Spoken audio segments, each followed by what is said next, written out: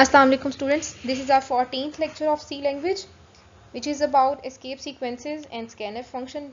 Both of these are the important long questions which are mostly asked in paper. So let's start about these two articles.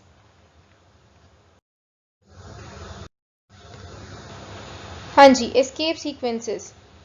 Escape sequences किस लिए use होते हैं? These are the characters which are specified in format string. अब आप ये देखें format string आपके print, ये सारा कुछ प्रिंट एफ फंक्शन के ही पोर्शंस में चल रहा है कि प्रिंट एफ फंक्शन में जो फॉर्मेट स्ट्रिंग यूज होता था उसी में आपने फॉर्मेट स्पेसिफायर मेंशन करना है, उसी में ही आपने फील्ड विड्थ स्पेसिफायर्स मेंशन करने हैं और उसी में ही आपने एस्केप सीक्वेंसेस मेंशन करने हैं.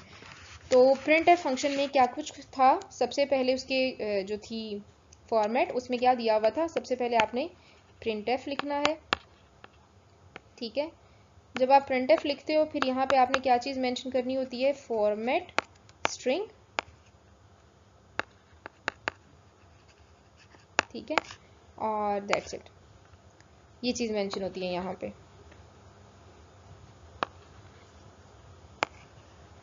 ठीक है, अच्छा, अब इस फॉर्मेट स्ट्रिंग में क्या क्या कुछ हमने देखा था? हमने देखा था इसमें फील्ड्स विद स्पेसिफायर,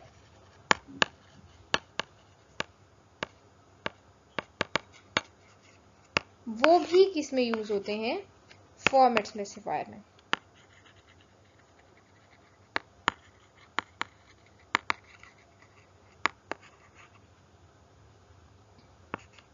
यानी printf आता है, printf में फॉर्मेट स्ट्रिंग आता है, फॉर्मेट स्ट्रिंग में नेक्स्ट फॉर्मेट स्पेसिफायर आता है, फॉर्मेट स्पेसिफायर में नेक्स्ट क्या चीज़ आ जाती है? आपकी फील्ड विद स्पेसिफायर. इसके अलावा इसमें एक और चीज़ क्या आएगी जो आज हमने पढ़ना है, दैट इज एस्केप सीक्वेंसेस. ये क्या करेक्टर्स हैं, ये किस लिए यूज होते हैं, हमने आज ये पूरा देखना है. कहते हैं कि ये करेक्टर्स किस लिए यूज होते हैं? ये प्रिंटफ स्टेटमेंट में यूज होंगे किसके कॉम्बिनेशन से? With the back slash. इस बैक स्लैश के साथ जो भी करेक्टर मेंशन होगा वो क्या बना देगा? उसको एस्केप सीक्वेंस बना देगा. अब हर एक एस्केप सीक्वेंस का पर्पस डिफरेंट होता है, वो आपने यहाँ पे देखना है. और ये किस लिए यूज होते हैं? These are use to control the printing of the output on the screen. जैसे कि आपने किस लाइन को से पहले स्पेस देनी है, किस लाइन के बाद स्पेस देनी है, क्या चीज़ नेक्स्ट लाइन पे मूव होनी चाहिए, और जो आपका कैरिज रिटर्न है वो कहाँ आना चाहिए, एंटर कहाँ होना चाहिए, और राइट जस्टिफाइड होना चाहिए, लेफ्ट जस्टिफाइड, ये हर एक चीज़ जो होगी वो सारी की सारी, सॉरी राइट जस्टिफिकेशन ये तो हमारे फॉर्मेट स्पेसिफायर्स में आ जाती है. बाकी जितनी भी प्रिंटिंग है वो सारा कुछ कैसे किस में शो करते हैं? हम एस्केप सीक्वेंसेस में. अब हमारे पास एस्केप सीक्वेंसेस हैं कौन कौन से? मोस्ट कॉमनली जो हम यूज करते हैं वो कौन सा है? Slash n. ठीक है, ये जो फर्स्ट वन है स्लैश एन, सबसे ज्यादा जो फॉर्मेट एस्केप सीक्वेंस यूज होता है वो कौन सा है? Slash n. ये किस लिए यूज होता है? आपने न्यू लाइन पे अगर मूव करना है तो उस न्यू लाइन पे मूव करने के लिए नेक्स्ट आप क्या चीज़ यूज़ करते हैं? Slash n. उसके बाद नेक्स्ट अगर आपने एक्स्ट्रा ऑर्डिनरी स्पेस देनी है तो आप स्लैश टी यूज़ करेंगे. अगर आपने उसमें बैक स्पेस करनी है तो स्लैश बी यूज़ होगी. अगर एंटर की का वो यूज़ करना है फंक्शन तो कैरिज रिटर्न के लिए स्लैश आर होगा. फॉर्म फीडिंग देनी है तो स्लैश एफ होगा. ये सारे के सारे आपने इसको लर्न करना है, लेकिन जो सबसे ज़्यादा यूज़ होंगे वो स्लैश एन है, स्लैश टी है, और ये भी एक आध प्रोग्राम में यूज़ हो जाते हैं, अदरवाइज नहीं. अगर आपने सिंगल कोटेशन को प्रिंट कराना है तो फिर आपको स्लैश के साथ मेंशन करना पड़ेगा, अदरवाइज वो वैसे प्रिंट नहीं होगा. और इसी तरह से अगर आपने डबल कोटेशन साइन को प्रिंट कराना है तो वो भी आपने बैक स्लैश के साथ मेंशन करना है. अगर सिंगल स्लैश भी प्रिंट करानी है तो भी आपने उसको स्लैश के साथ मेंशन करना है.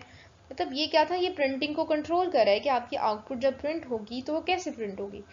अब अगर आपने हेक्साडेसिमल में अपने अपने रिजल्ट्स को या अपनी कोडिंग को शो करना है डिजिट्स में तो हम ये चीज़ यूज़ करेंगे. और अगर आपने ऑक्टल नोटेशन में यूज़ करना है तो हर डिजिट जो है उसको रिप्रेजेंट करेंगे हम डी से. ये ऑक्टल नोटेशन के लिए है और ये हेक्साडेसिमल नोटेशन के लिए. हेक्साडेसिमल नोटेशन होती है, ये नंबर सिस्टम्स हैं जिसमें हर एक जो है कोडिंग स्कीम्स में कितने कितने वो जो लेगा डिजिट्स लेगा, किस नंबर को कितने डिजिट्स के साथ रिप्रेजेंट करेगा. 4 बिट स्कीम है, 16 बिट स्कीम है, 8 बिट स्कीम है. ये सारा कुछ नेक्स्ट आपने हेक्साडेसिमल नोटेशन, ये आप 8th क्लास में या फिर 9th क्लास में करवाया जाता है. अगर आपने तब पढ़ा है तो फिर ये वैसे ही आपकी बुक के स्कोप से बाहर है. अब हम एक प्रोग्राम के थ्रू इसकी डिमॉन्स्ट्रेशन देखते हैं कि हम इसको यूज़ कैसे करते हैं। प्रोग्राम में टॉप पे वही बात होगी, प्री प्रोसेसर डायरेक्टिव ऐड की है हमने, standard input output dot H library file add की। किस लिए ऐड की? ताकि हम इस प्रिंटफ फंक्शन को एक्सेस कर सकें। और मेन फंक्शन यूज़ किया, डेलीमीटर्स यूज़ किए। अब यहाँ पे आपको एक प्रिंटफ स्टेटमेंट ये दी हुई है, कोटेशन से स्टार्ट की, ये सारे का सारा पोर्शन आपका क्या है, फॉर्मेट स्ट्रिंग। ये सारे का सारा फंक्शन, ये पोर्शन क्या था, फॉर्मेट स्ट्रिंग। इसमें सबसे पहले क्या लिखा हुआ है, नेम, और उसके बाद /t। हमने एस्केप सीक्वेंसेस देखे हैं, बैक स्लैश के साथ जब फॉलो करेगा तो टी का पर्पस क्या हो जाएगा कि ये टैब स्पेस देगा। बैक जब आप स्पेस बार प्रेस करते हो तो वो सिंगल कैरेक्टर की स्पेस देता है ना, जब टैब स्पेस प्रेस करते हैं तो मल्टीपल कैरेक्टर्स की स्पेस आती है। तो अगर आपने मल्टीपल कैरेक्टर की स्पेस देनी हो तो फिर हम ये फंक्शन यूज़ करते हैं। अच्छा, ये सीक्वेंस यूज़ करते हैं। अच्छा, अब यहाँ पे डबल टैप है तो मतलब डबल टैप स्पेस आएगी, फिर उसके बाद रोल नंबर आ जाएगा, फिर डबल टैप स्पेस आएगी और उसके बाद मार्क्स लिखा हुआ आ जाएगा।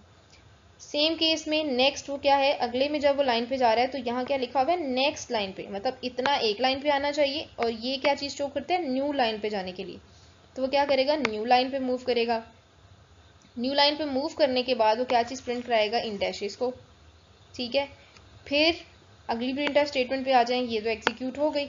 जब तक आप उसको यहाँ पे न्यू लाइन पे जाने का नहीं कहेंगे ना, वो नहीं जाएगा। तो प्रिंट अगर आपने ये ना दिया होता तो ये प्रिंट होता, ये वाली लाइन, और ये जो डैशेस थी ये बिल्कुल इसके सामने ही प्रिंट होती। लेकिन यहाँ आपने बताया है कि उसको न्यू लाइन पे प्रिंट करना है। ये चीज़ आप यहाँ भी मेंशन कर सकते हैं, ये चीज़ आप यहाँ पे भी मेंशन कर सकते हैं। जब यहाँ मेंशन करेंगे तो इसका मतलब होगा कि तुमने इस लाइन को एग्जीक्यूट करने के बाद न्यू लाइन पे मूव करना है। और यहाँ आपने क्या किया, इस यहाँ पे स्टार्ट में बता दिया। इसके एंड पे लिख दें या इसके स्टार्ट पे लिख दें, बात सेम है। अब इसी तरह से ये वाला फंक्शन है, इसमें भी हमने क्या किया है, नेक्स्ट लाइन पे मूव करो, आमिर, फिर डबल टैप स्पेस दो, फिर 78 लिखा है, फिर डबल टैप स्पेस दें, फिर 425, फिर इसी तरह से नेक्स्ट। अब हम देखते हैं इसकी जब आउटपुट आई है तो इसका लुक कैसा है। ये देखें, टॉप पे नेम आया, उसके बाद डबल टैप स्पेस आई, देन रोल नंबर, फिर डबल टैप स्पेस, फिर मार्क्स, और फिर नेक्स्ट लाइन पे मूव हो गया। नेक्स्ट लाइन पे मूव होने के बाद डैशेस प्रिंट हो गई और आउटपुट में नेम, रोल नंबर, मार्क्स और डैशेस प्रिंट होने के बाद नेक्स्ट उसने क्या चीज़ की है, नेक्स्ट लाइन ये प्रिंट कराई, आमिर आ गया, फिर 78, फिर डबल टैप स्पेस 425, ताहिर 23। इस तरह से एक टेबल की फॉर्म में ये कन्वर्ट हो गया। ठीक है, तो ये आपने एक आउटपुट का स्टाइल कि आपकी प्रिंटिंग कैसे होनी चाहिए स्क्रीन पे, उसको किसके थ्रू मैनेज किया, with the help of escape sequences. Clear. अच्छा, अब इनका कुछ इस तरह से पेपर में आता है, वैसे ये इंपॉर्टेंट है, आप इस पैटर्न को जहन में रखें तो ज़्यादा अच्छी बात है। इसको भी ऐसे ही किया जाता है कि आपको इस तरह का फॉर्मेट दिया जाए और कहा जाए जी ये बता दें, या कोडिंग दी जाए और कहें कि इसकी आउटपुट बताएं कैसे आएगी। ठीक है, तो ये थोड़ा इस मामले में ट्रिकी है। नेक्स्ट अब हम देखते हैं स्कैनएफ फंक्शन। स्कैनएफ फंक्शन हम किस लिए यूज़ करते हैं, हमने फर्स्ट कोड में ये देखा था कि स्कैनएफ फंक्शन को हम यूज़ करते हैं किसी भी तरह की इनपुट लेने के लिए। अब वो इनपुट कुछ भी हो सकती है, वो टेक्सचुअल मतलब न्यूमेरिकल फॉर्म में भी हो सकती है और स्ट्रिंग फॉर्म में भी हो सकती है। अभी तक हमने कोई भी इतने इंटरेक्टिव प्रोग्राम्स नहीं लिखे हैं, जबकि सी में ये फीचर है कि वो आप बहुत सारे फंक्शंस को के साथ यूज़ करके अपने यूज़र से इनपुट ले सकते हैं डिफरेंट फॉर्मेट्स में भी। ठीक है, तो ये हम इसको नॉर्मली प्रोनाउंस कैसे करते हैं, स्कैन एफ। इसको कैसे प्रोनाउंस करते हैं, स्कैन एफ। और इसमें भी आप न्यूमेरिकल इनपुट भी ले सकते हैं और स्ट्रिंग इनपुट भी ले सकते हैं। और सबसे बड़ा एडवांटेज ये है कि इसके थ्रू जब आप इनपुट लेते हैं तो आप यूज़र से लेते हैं कि वो बताए, जैसे आप कैलकुलेटर में किसी नंबर को प्लस करना हो तो कैलकुलेटर का तो फंक्शन है, अब आप उसको जो भी पर्सन जैसे भी जिस भी नंबर को कैलकुलेट करना चाहेगा, जिन भी 2 नंबर्स को प्लस करना चाहे, 3 को करना चाहे, वो अपनी नंबर से फीड कर, अपनी मर्जी से नंबर्स को फीड करता है और उनको ऐड सब्ट्रैक्ट जो भी उसने करना होता है वो कर लेता है। दैट मीन्स उसको जो बंदा उस टाइम पे यूज़ कर रहा है उसकी विल पे है कि वो किन नंबर्स को प्रोसेस कराना चाह रहा है। इसी तरह से स्कैनएफ फंक्शन भी हम यही करते हैं। अगर हम कोडिंग में लिख दें तो वो चीज़ एक स्पेसिफाइड हो जाती है कि हमेशा वो जब भी आप प्लस करेंगे वो उन्हीं 2 नंबर्स को प्लस करेगा।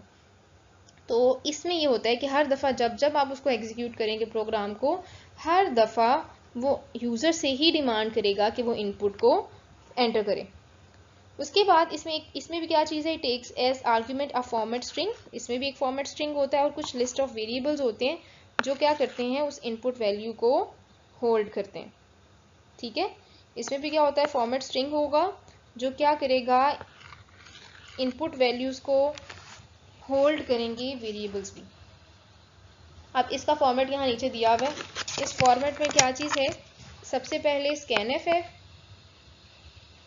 स्कैनएफ के बाद यहाँ फॉर्मेट स्ट्रिंग दिया हुआ है, फिर आपने क्या लगाना है, ये साइन लगाना है, एंड साइन।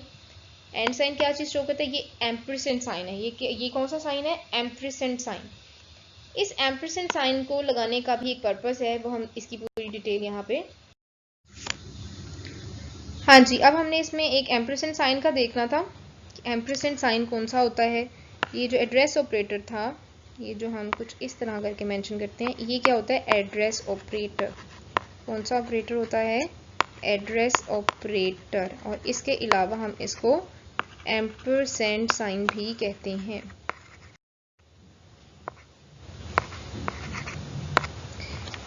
ठीक है, अब ये क्या चीज़ होल्ड करता है कि आपके वेरिएबल ने जब इनपुट ली, एक्सेप्ट की, तो मेमोरी में उसको किस लोकेशन पे सेव किया, किस लोकेशन पे स्टोर किया, स्कैनएफ उसको एक्सेस किसके थ्रू करेगा, हमेशा इस एड्रेस ऑपरेटर के थ्रू।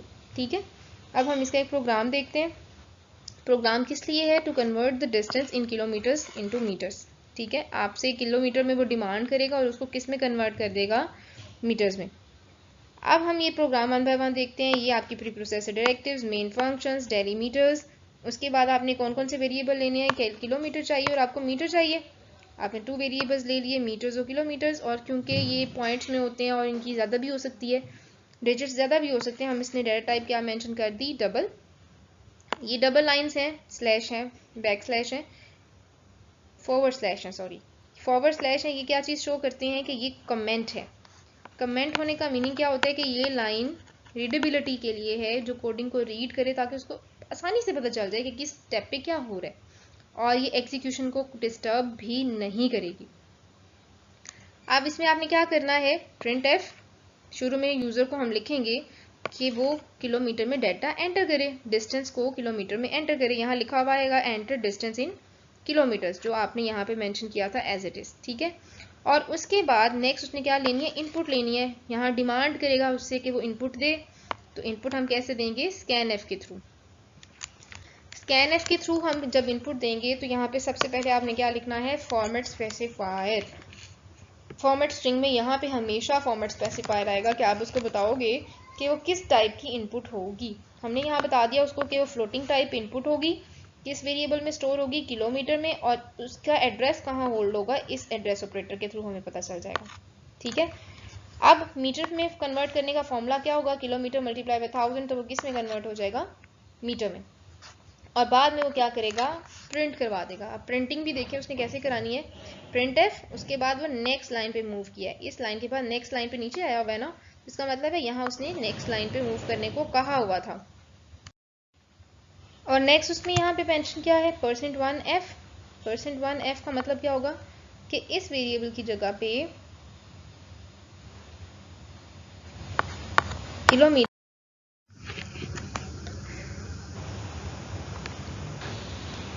हाँ जी, तो इसमें हम देख रहे थे किलोमीटर्स की प्रिंट एफ स्टेटमेंट का देख रहे थे। यहाँ पे उसने क्या मेंशन किया हुआ है, %1f और प्रिंट एफ स्टेटमेंट में, और उसके बाद kilometres is equal to %1f और मीटर्स। यहाँ पे फर्स्ट वेरिएबल की वैल्यू आएगी, तो फर्स्ट वेरिएबल क्या था, किलोमीटर्स, और किलोमीटर की वैल्यू यहाँ पे आ जाएगी। किलोमीटर उसने कितना पुट किया हुआ था, 40.5, तो उसने 40.5, जितनी भी डबल की रेंज होती है, पॉइंट के बाद कितने डिजिट्स आएंगे वो सारे के सारे उसने यहाँ मेंशन कर दिए। ठीक है, उसके बाद किलोमीटर्स आ गया। देन हमारे पास क्या है, क्या लिखा हुआ है, किलोमीटर्स, तो किलोमीटर्स लिखा हुआ आ गया। देन इक्वल आ गया। उसके बाद फिर मीटर्स, यहाँ पे मीटर्स है और इसका %1f दिया हुआ है। ये 1f क्या शो कर रहा है, इस वेरिएबल की जो वैल्यू होगी वो किस में हो जाएगी, किस में जाके मूव होगी, %1f में। और जो भी कैलकुलेट करके आंसर आया वो उसके आपके सामने। फिर यहाँ पे फर्दर उसके साथ क्या लिखा हुआ है, मीटर्स। ये आपने प्रिंट स्टेटमेंट का जो मेथड था पिछले लेक्चर में देखा था कैसे कैसे प्रिंट होगी। अब अगर हम इसी को चेंज, हमेशा जब भी जो फर्स्ट फॉर्मेट स्पेसिफायर होगा वो जो पहला वेरिएबल आता है उसकी वैल्यू को होल्ड करेगा, चाहे वो %d लिखा हुआ है चाहे वो %f लिखा हुआ है। इसको क्लोज होने के बाद जब भी यहाँ पे वेरिएबल्स आएंगे तो first variable first format specifier को में अपनी वैल्यू को स्टोर करा देगा, नेक्स्ट वाला नेक्स्ट में अपनी वैल्यू को रिप्लेस करा देगा, थर्ड वन थर्ड वाले के साथ। तो यहाँ पे भी क्योंकि फर्स्ट वाला यहाँ पे फर्स्ट वेरिएबल की वैल्यू को रिप्लेस करेगा तो यहाँ पे किलोमीटर का लिखा हुआ आ जाएगा, और सेकंड जो होगा वो सेकंड वेरिएबल की वैल्यू को होल्ड करेगा तो सेकंड मीटर्स की वैल्यू यहाँ पे मेंशन हो जाएंगी। तो ये आपके लॉन्ग क्वेश्चन है, आपने इसको अच्छे से प्रिपेयर करने हैं। लॉन्ग क्वेश्चन इसकी कोडिंग भी आपने करनी है स्कैनफ फंक्शन की, ठीक है, और एस्केप सीक्वेंसेस की भी कोडिंग करनी है अच्छी तरह से, क्योंकि अब हम नेक्स्ट लॉन्ग क्वेश्चन जो हैं और डिटेल्ड क्वेश्चंस उनकी तरफ आ रहे हैं। अल्लाह हाफिज़।